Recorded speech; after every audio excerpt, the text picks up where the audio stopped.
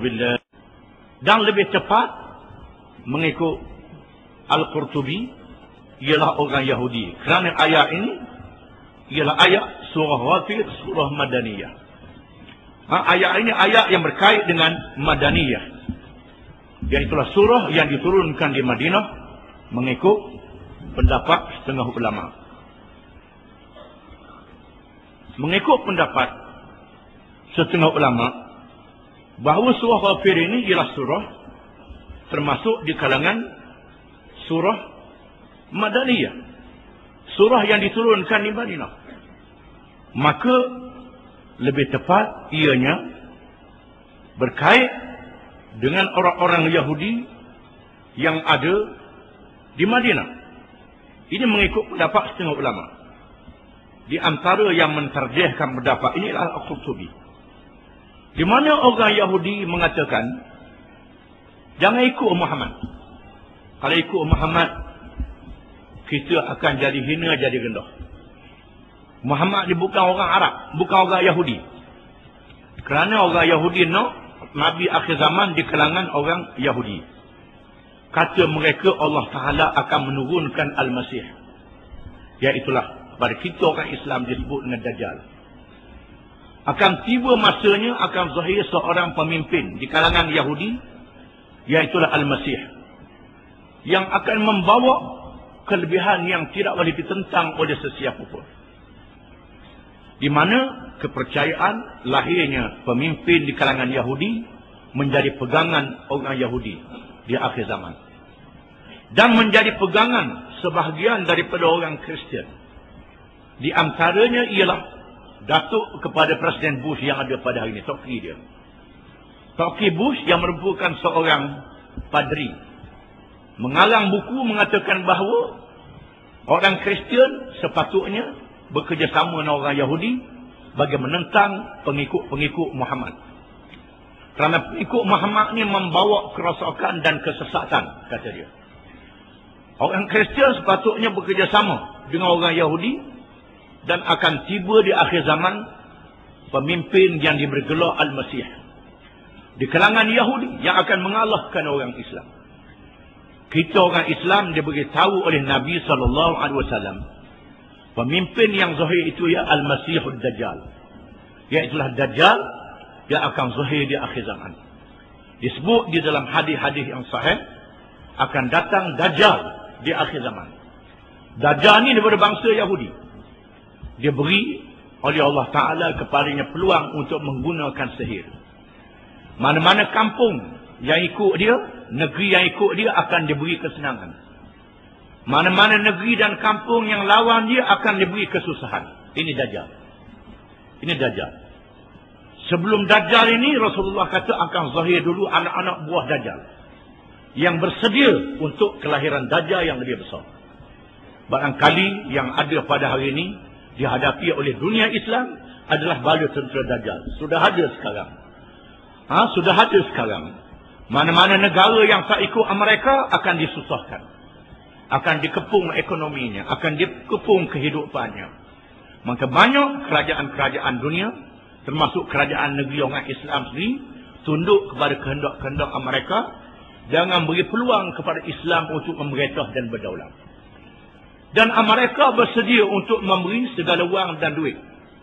Amerika pula dapat wang dan duit daripada Zionis, daripada Yahudi. Nak duit banyak mana? Dia sanggup beri. Dan akan dibahagikan kepada negara-negara yang menyokong dia. Negara-negara yang menyokong dia pula akan bagi pula duit kepada rakyat-rakyat yang menyokong kerajaan itu. Barang siapa yang ikut, senang.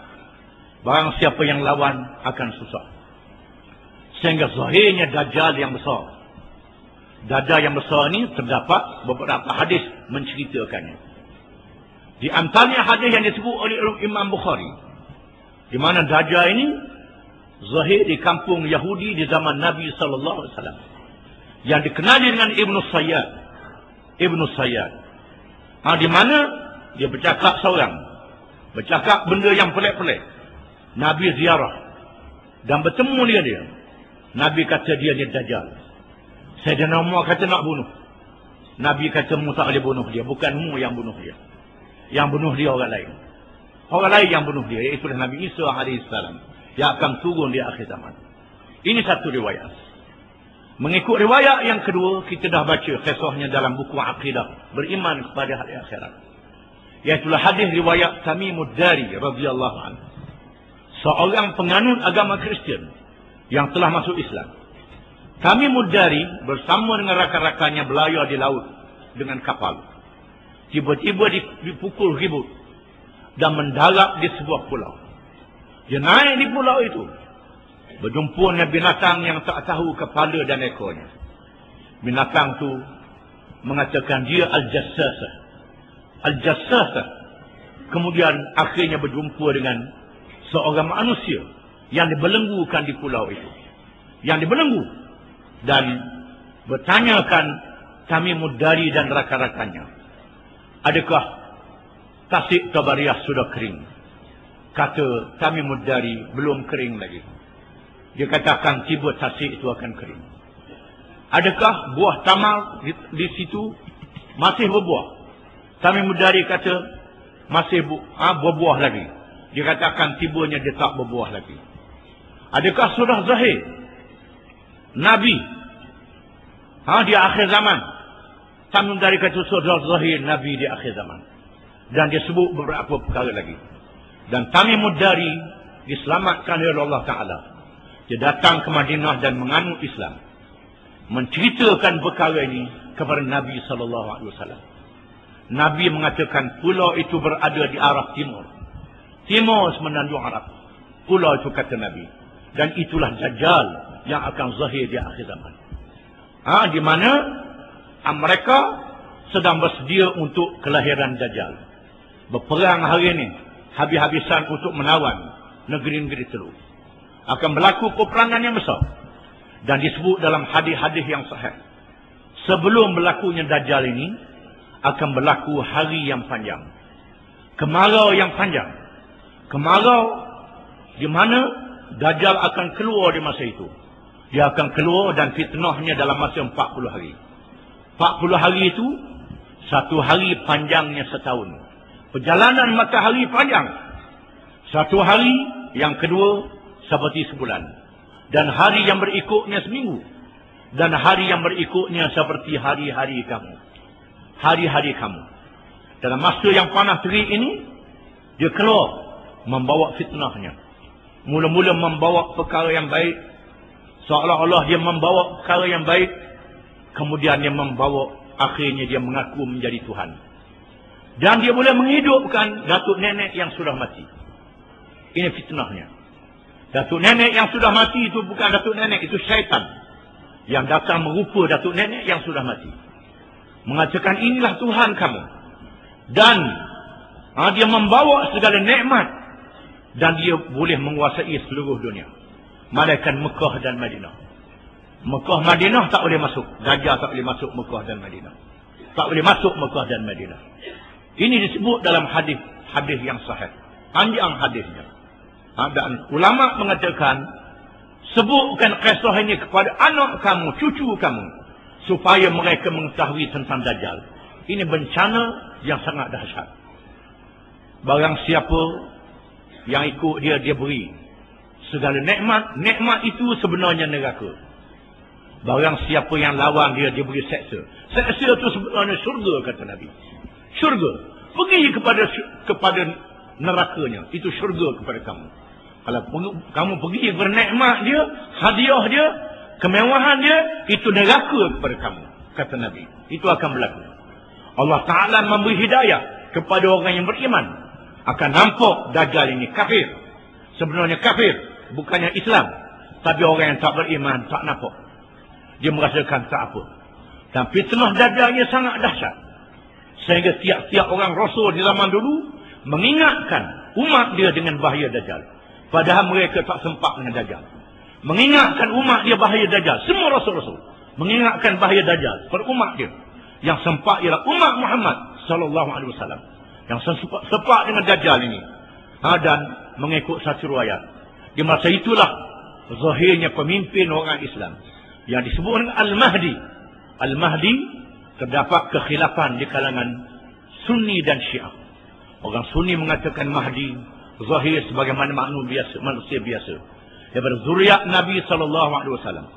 Orang Syiah mengatakan dia sudah zahir di zaman dulu, dia menyembunyikan dan menyembunyikan diri akan zahir di akhir zaman.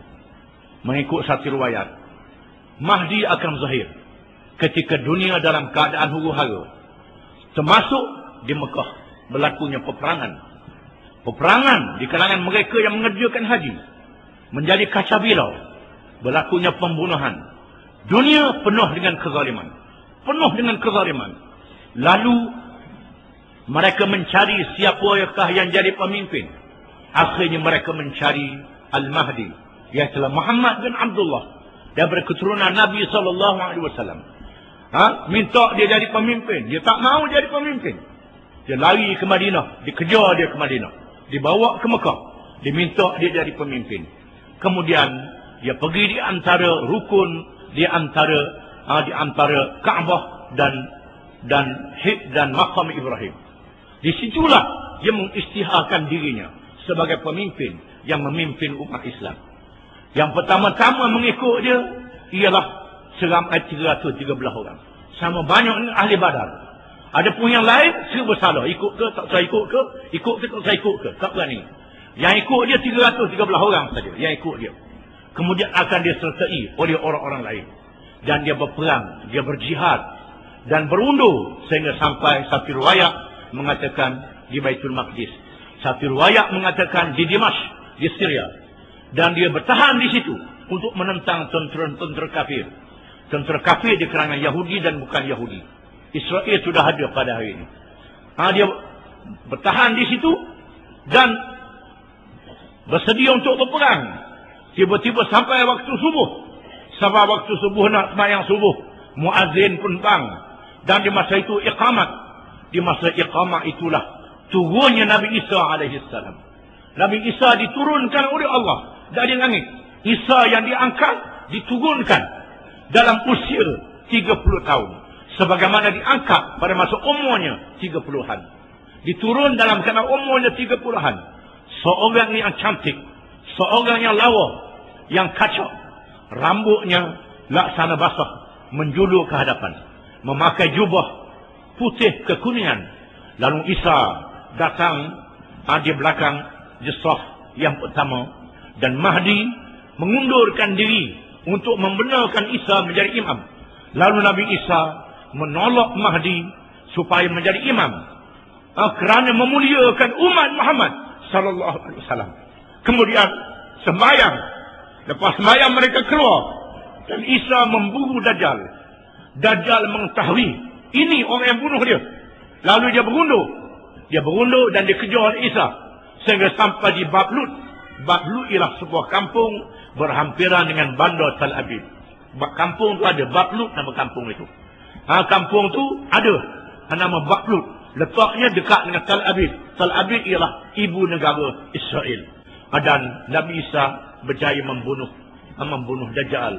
Dan berlakulah peperangan yang besar di mana orang-orang Islam menghapuskan orang Yahudi. Orang Islam menghapuskan bangsa Yahudi dan orang-orang Kristian yang masih ada, sebahagian besar daripada mereka yang bersama di situ masuk Islam bersama dengan Nabi Isa alaihissalam. Dan Nabi Isa memerintah negara dengan syariat Nabi Muhammad sallallahu alaihi wasallam. Ini ialah peristiwa yang akan berlaku di akhir zaman. Termasuk di dalam asyratus sa'ah, tanda-tanda akhir zaman. Ulama tafsir mengatakan peristiwa ini berkait dengan ayat yang dibaca, iaitulah yang kita baca tadi. Yang menyebut, iaitulah in fi sudurihim illa kibrun ma hum bibalighi. Ayat itu saja. In fi sudurihim illa kibrun. Tidak ada di dalam dada-dada mereka orang yang kafir, termasuk kafir Yahudi, malaikat kesombongan saja. Dia nak membesarkan diri, dia mendakwa dia akan berjaya menubuhkan negara macam negara Nabi Sulaiman alaihissalam yang menakluk dunia. Allah Ta'ala akan mengalahkan mereka. Dajjal akan keluar. Dajjal adalah pembohong yang besar, bukan penyelamat. Orang Yahudi dan orang Kristian yang kafir, bersama dengan Yahudi menganggap Al-Masih yang akan menyelamatkan dia. Sebenarnya itulah Dajjal yang diberi amaran oleh Nabi sallallahu alaihi wasallam kepada umat Islam di akhir zaman. Fasta'id billah, maka berlindunglah kamu dengan Allah. Berlindunglah kamu dengan Allah. Setengah ulama mengatakan berlindung daripada fitnah Dajjal. Berlindung daripada fitnah dan bencana yang dibawa oleh musuh-musuh Islam, sehingga kita terpengaruh dengan dia. Dan diriwayatkan dalam hadis bahawa Nabi SAW membaca doa selepas membaca tahiyat akhir. Allahumma inni a'udzubika min azabil qabri wa fitnatihi wa min azabil nar wa min fitnatil mahya wal mamat wa min fitnatil masihid dajjal. Nabi baca doa lepas tahiyat sebelum beri salam. Berlindung dengan Allah daripada azab neraka, azab kubur, daripada bencana dunia, bencana hidup, bencana mati, dan bencana Dajjal. Kerana bencana Dajjal ni adalah bencana yang sangat besar. Kita disuruh minta perlindungan dengan Allah daripada bencana Dajjal yang besar. Kita lihat sendirilah bagaimana keadaan manusia. Belum mari Dajjal yang besar, Dajjal kecil ni pun tak tahan dah. Dajjal kecil ni, air banyak lagi, makanan banyak lagi, minuman banyak lagi, boleh noreh getah lagi, boleh pergi ke laut lagi, boleh cari dengan titik peluh lagi. Tak tahan dah, sudah ikut Dajjal-Dajjal yang kecil. Maka bagaimana kalau mari Dajjal-Dajjal yang besar? Dan yang datang ini adalah bala tentera Dajjal. Kerana Nabi sebut dalam hadis, sebelum marinya Dajjal yang besar akan diikuti oleh Dajjal-Dajjal yang lebih dahulu daripadanya, yang akan memesongkan kamu daripada agama kamu dengan menggoda, dengan menipu dan memberi umpan kepada kamu supaya kamu terpengaruh dengannya dalam menghadapi ujian ini. Disebut dalam satu riwayat, bila mari fitnah yang besar, apakah makanan kamu? Iaitulah suratul Kahfi. Satu riwayat mengatakan awal suratul Kahfi, satu riwayat mengatakan akhir suratul Kahfi, beberapa ayat. Itu ialah ayat-ayat yang menguatkan iman untuk menahankan diri seseorang dalam menghadapi fitnatul Dajjal. Fasta'id billah, maka berlindunglah kamu dengan Allah. Innahu huwas sami'ul basir, sesungguhnya dialah Tuhan yang maha mendengar lagi maha melihat. Di mana Allah Ta'ala mendengar dan melihat, setengah ulama mengatakan akan berlaku peperangan yang besar. Peperangan yang besar ini di antara Furat dan Dijlah. Furat ialah sungai Furat di Iraq. Dijlah, sungai Dijlah di Iraq. Sungai Euphrates dan sungai Tigris. Akan berlaku peperangan yang besar. Satu riwayat mengatakan peperangan untuk berebut emas hitam. Emas yang warna dia hitam. Ada ulama di zaman sekarang menafsirkan kerana berebut minyak petrol di kawasan itu. Peperangan yang besar ini akan membunuh manusia yang ramai. Satu riwayat mengatakan daripada 100 orang, 99 orang mati dibunuh, seorang saja yang hidup. Satu riwayat mengatakan 10 orang, 1 hidup, 9 mati. Peperangan yang dahsyat mungkin menggunakan senjata-senjata yang canggih. Dan ada ulama yang menafsirkan bila habis senjata canggih dah habis, musnah, petrol dihancurkan, manusia akan melawan pedang balik. Pakai tokok kayu balik. Berlawan dengan tokok kayu, lawan dengan golok pisau balik. Kerana senjata-senjata moden sudah habis. Ini Allah Ta'ala menganakkan tamadun manusia. Sebagaimana Allah Ta'ala pernah menganakkan tamadun Fir'aun, tamadun Ad, tamadun Samud. Maka tamadun barat yang ada hari ini Allah Ta'ala boleh menganakkannya bila-bila masa. Menganakkan balik, dan manusia akan menghilangkan tamadun dia sendiri. Mereka merosakkan diri mereka sendiri. Bermacam-macam lah cerita dibuat. Ada yang mengatakan ada sebuah pulau di Yaman Selatan yang terletak selepas Pulau Socotra. Barang siapa yang pergi ke Mekah dengan kapal zaman dulu, dia akan berjumpa dengan Pulau Socotra. Pulau Socotra. Pulau Socotra, Laut Socotra. Orang tua-tua Terengganu kata setera. Dia tak berhenti sebut, dia kata setera. Laut setera. Bukan laut setera, Laut Socotra. Dia ada Pulau Socotra. Pulau Socotra ni satu pulau di Yaman Selatan. Dekat dengan pulau dia tu ada sebuah pulau yang diberitakan oleh orang Arab tak boleh mendekati pulau itu. Kapal-kapal tak boleh dekat pulau itu. Pulau yang menggerun, pulau yang menakut, pulau puaka. British yang menakluk Yaman Selatan, cuba mendarat di pulau itu, cabut lari, ketakutan.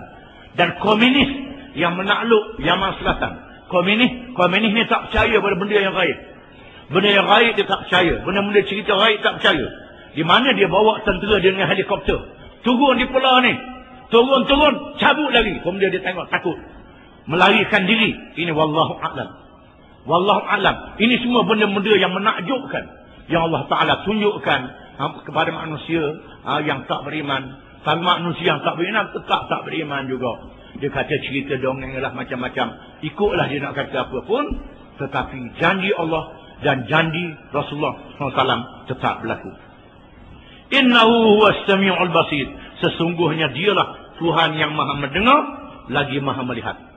La khalqus samawati wal ard akbaru min khalqin nas. Demi sesungguhnya menciptakan segala langit dan bumi lebih besar, lebih susah daripada menciptakan manusia. Allah Ta'ala nak jadikan langit dan bumi sekelip mata saja. Manusia barang dia kecil manusia ni. Kamu naklah sedar. Allah Ta'ala nak menjadikan langit dan bumi lebih payah daripada nak menjadikan manusia mengikut ukurannya. Tapi di sisi Allah Ta'ala semua mudah belaka. Tak ada yang payah. Kalau tengok zahirnya, nak menjadikan langit dan bumi lebih payah daripada nak jadikan manusia. Walakinna aktsaran nasi la ya'lamun. Dan tetapi kebanyakan manusia tidak mengerti. Kebanyakan manusia tak mengerti, buat tak tahu saja buat tak erti, ataupun memang Tuhan tak beri hidayah kepada dia. Jadi jahil sepanjang masa. Wa ma yastawil a'ma wal basir. Dan tidak sama di antara orang buta dengan orang yang celek. Orang buta dengan orang celek tak sama. Orang buta tak nampak, orang celek nampak. Walladzina amanu wa amilus salihat walal musii. Dan begitulah juga tak sama di antara orang-orang yang beriman dan mengerjakan amal yang saleh dan orang-orang yang jahat yang mengerjakan kejahatan. Tak sama. Tak sama di antara orang beriman dan mengerjakan amal yang saleh dengan orang yang kafir yang mengerjakan kejahatan.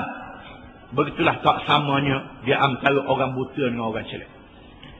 Orang beriman mengerjakan amal yang saleh, menerima hidayah daripada Allah dengan yakin, dengan percaya, dengan penuh keimanan. Di mana orang jahat yang kafir tak terima pengajaran. Macam orang buta tak nampak apa. Kita cerita apa pun tak nampak apa pada dia. Tak apalah.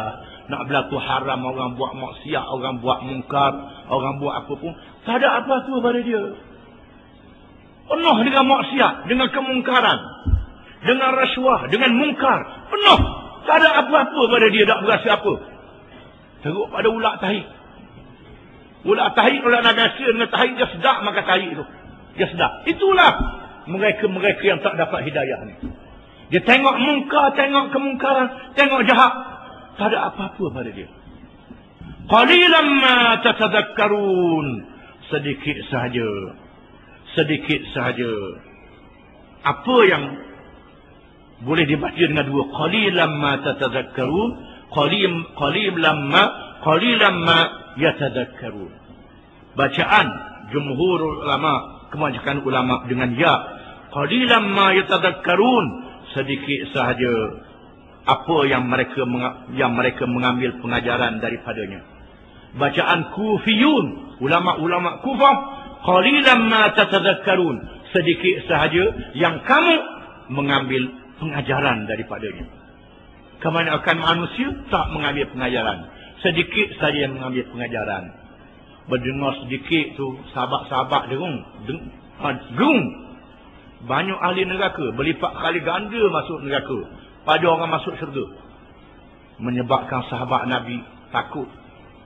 Disebut dalam satu hadis, Nabi kata bandinganmu ni orang beriman ni, orang berimanmu dengan puak-puak yang kafir sejak zaman dulu sehingga hari ni, samalah dengan bulu-bulu putih yang duduk dalam seekor lembu yang hitam.